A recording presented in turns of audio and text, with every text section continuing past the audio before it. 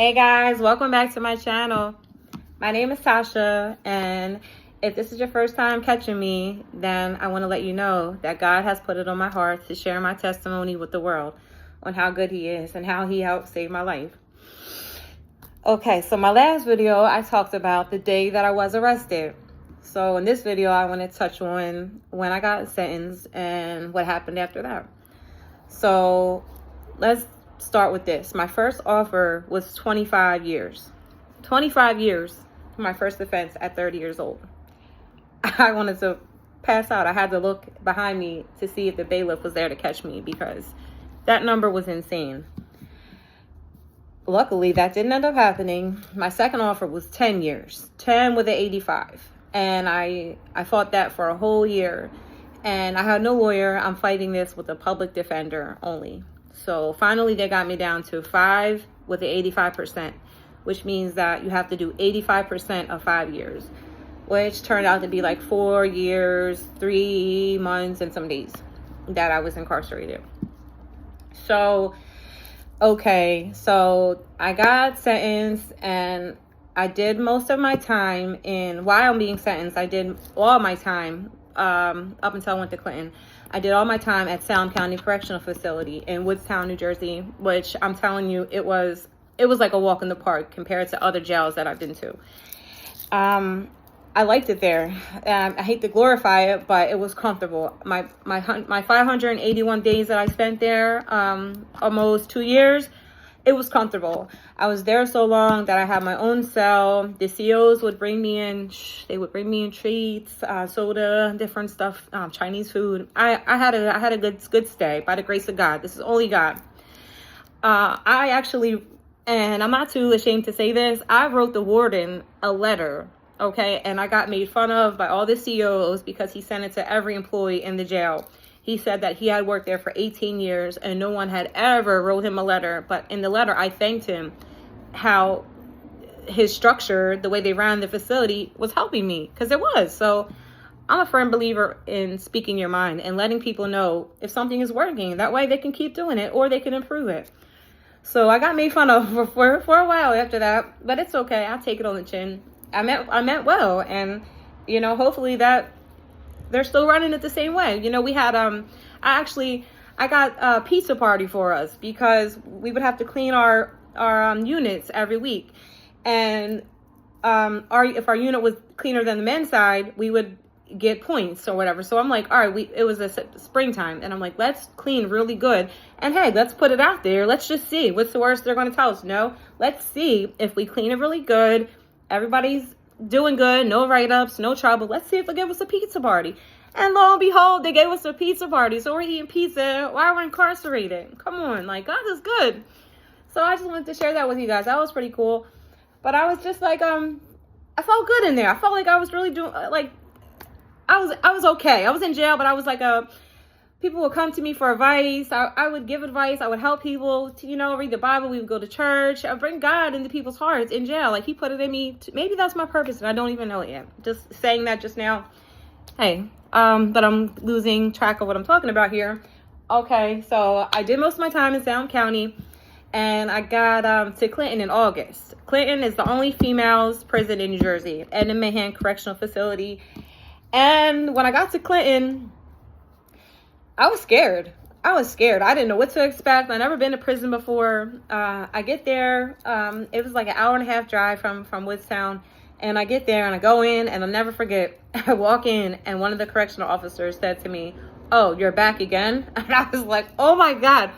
I don't know who she's talking about, but I've never been here. So I don't know what the last girl did, but it don't sound like it was good if they remember her. And I'm not her. So I'm trying to tell this lady, I don't know who she is. I'm not her. This is my first time here. But I was just like, oh, here we go. This is about to be a walk in the park.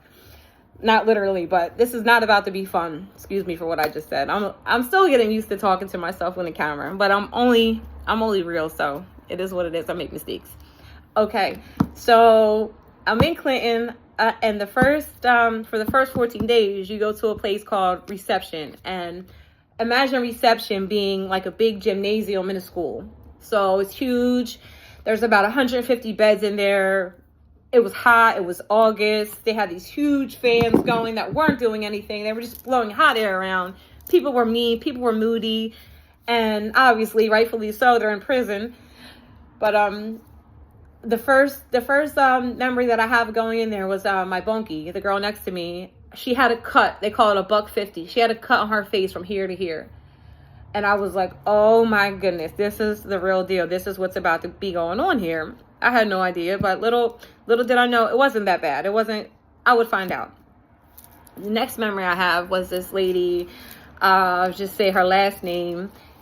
Her last name is Pagan. She did something really bad, and I seen her paperwork, and she wouldn't be eligible for parole until the year 2063. I seen it with my own eyes, so that kind of humbled me.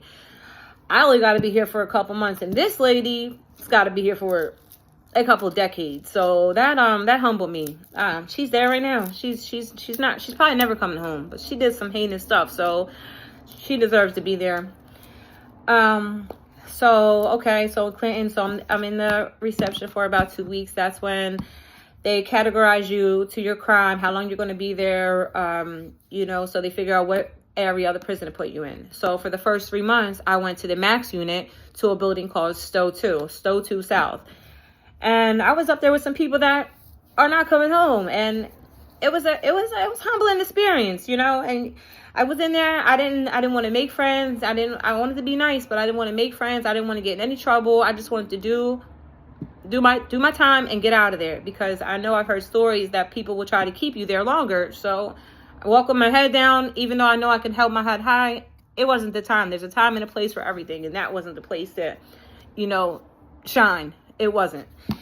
But so let's see. Next thing I'm in there. Then I was there for about 3 months. I got moved down to what they call grounds, and I was working in the Stowe too. I was working. I stayed busy. Go to church. Go to yoga.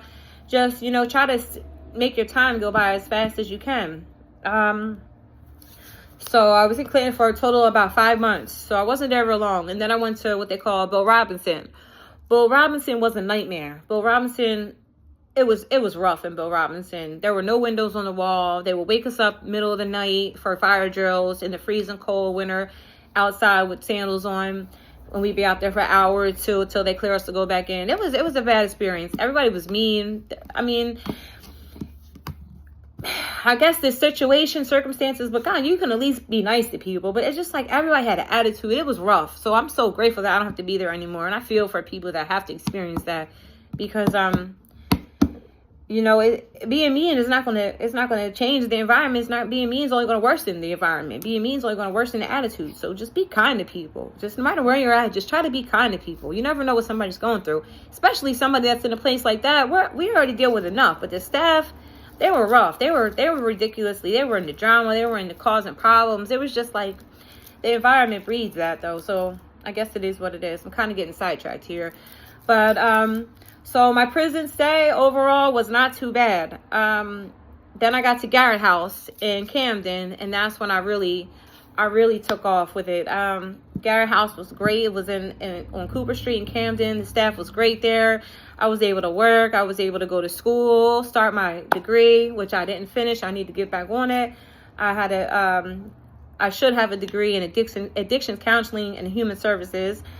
But Clinton, Bill Robinson, Garrett House, they helped mold me. They helped make me into who I am. And I'm grateful for the experience. I just been babbling for 9 minutes already. But guys, there's more to come. So that's when I arrested. Now my time in prison. So now I'm going to start talking about some more things. So here we go. Follow me as always. These hands. Thank God. I'm grateful to see another day. God help me. He can help you too. Don't give up the great fight of freedom from addiction, because it is possible. Living proof, testimony. My testimony. I wanted to touch others. I want to give others hope, inspire you guys that you don't have to stay stuck in that terrible world of addiction. So keep on fighting, and remember to keep God first. As always, peace.